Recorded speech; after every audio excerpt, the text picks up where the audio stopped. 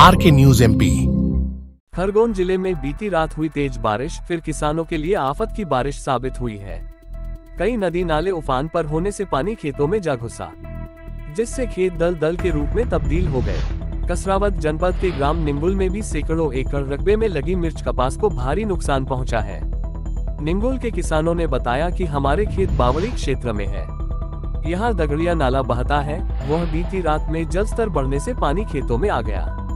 इससे करीब 100 एकड़ रकबे में लगी मिर्च व कपास की फसलें पूरी तरह जलमग्न हो गई। पानी का बहाव इतना तेज था कि फसलों के साथ उपजाऊ मिट्टी भी बह गई। किसानों ने बताया क्षेत्र में लगातार तेज बारिश कहर बरपा रही है, जिससे फसलें प्रभावित हो गई है। किसान भी आर्थिक रूप से प्रभावित हो गए हैं। हाल में 15-16 सितंबर को भी तेज बारिश से फसलें खेत में आधी पड़ गई थी। कुछ फसल बची थी जो इस बारिश की भेंट चढ़ गई है। किसानों का जो फसल है वो तो पूरी तरह 15-16 तारीख को जो बारिश हुई थी, अति वर्षा हुई थी, उसमें तो सारा फसल तो तभी खराब हो गई थी, लेकिन अभी तक उसका सर्वे नहीं हुआ। लेकिन कल रात को 8:30 बजे इतनी बारिश हुई कि जो खेत में मिट्टी बची हुई थी वो भी सारी बह गई है और कहीं पाले इतने फूट गए हैं। पहले भी सरकार को और प्रशासन को अवगत करवाया था कि हमारे यहाँ गहरीकरण किया जाए और एक पानी की निकासी के लिए इसका विशेष प्रबंधन किया जाए, लेकिन फिर भी प्रशासन ने हमारी बात नहीं मानी और आज लाखों किसानों की इतनी हालत हो गई जो मौत के कगार पर है। कितने खेतों का नुकसान हुआ होगा? सर यहाँ लगभग तो फसल तो जितने भी किसान हैं 400-500 किसान हैं, जितने भी फसल तो सारी खराब हो गई।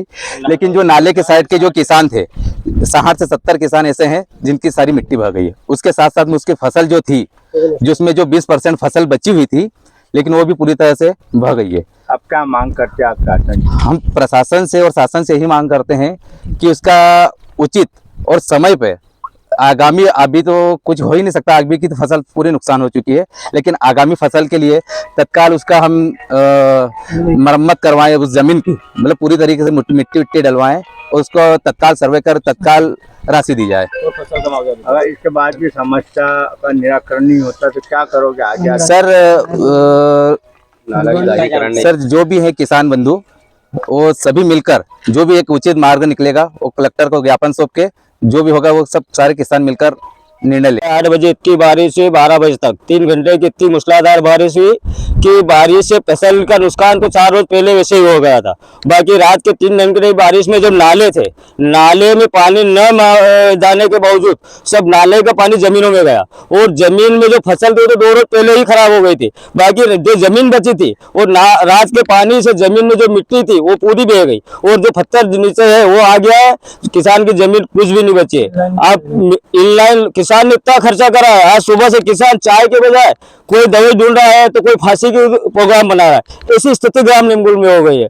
मैं प्रशासन, मीडिया और सबसे ये कहना चाहता हूँ, सरकार से भी ये कहना चाहता हूँ कि इसका जल्दी से जल्दी सर्वे कराकर तुम कितना दोगे, फसल लाखों की नुकसान हुए, बाकी कुछ राहत राशि किसानों को मिल जाए, कम से कम उसकी जमीन जो बह गई है उसकी वो सुरक्षा कर सके। जैसे अपन बिल्डिंग बनाते हैं तो बिल्डिंग तो सरकार बना के नहीं देगी, बाकी कुछ चौकीदारी करते हैं, जैसे पाला पुलिस जो भी नुकसान हुआ सरकार से यही राहत है कि वो जमीन का जो नुकसान हुआ उसका मुआवजा दिया जाए। और फसल तो तुम देख लो तो कुछ बची नहीं, फसल खराब होने के बाद बह गई, पानी के साथ बह गई, फसल तो खराब हुई है, बाकी बह गई, जमीन पे फसल है ही नहीं। कितने किसान? इसमें कम से कम ग्राम निम्बुल से 50 से ऊपर किसान है।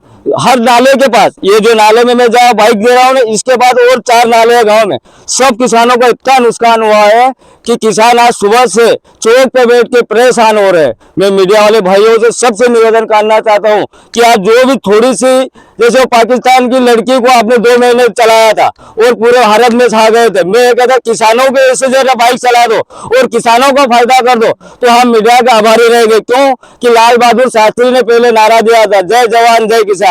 अभी 3 जवान मरे कश्मीर में और आज रात 3 घंटे में लाखों किसान मर गए निम्बुल में। तो ये नारा को सफल ऐसे बनाओगे या वैसे बनाओगे? ये सरकार से, मेरी सरकार से निवेदन है कि आप उचित मुआवजा दिया जाए।